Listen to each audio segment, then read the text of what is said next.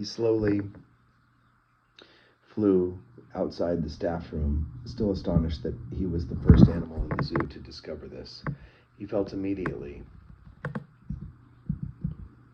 encouraged by when he saw Jonathan and Edward on his side glide down. Jonathan sighed when he saw him. "Let me guess, he just took a nap. I knew he wouldn't find anything with him." Eli quickly shook his head. "No, you're never going to believe it. He's got at least a month's worth of meat for the entire remainder of the zoo. He's a self-centered and rotten.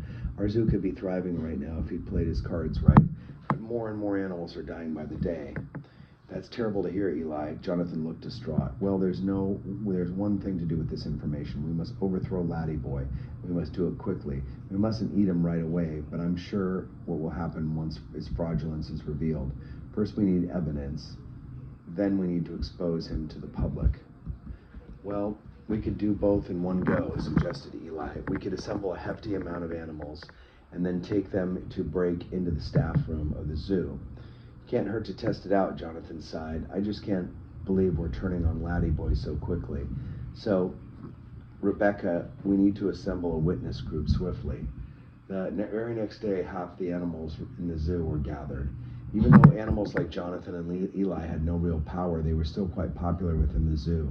Every animal was nervous, and almost none of them believed Laddie Boy was truly a villain.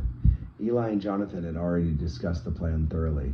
Firstly, they would preach to the animals that when they are going to see is very alarming. They won't believe it at first, but that's exactly what they need to hear about it first. They would go on to explain Laddie Boy's scheme. After that, they would gather sufficient evidence. They would do so by breaking into the staff room and showing the food. And finally, Jonathan Edwards would step up as leader. After taking it over in great detail, they decided they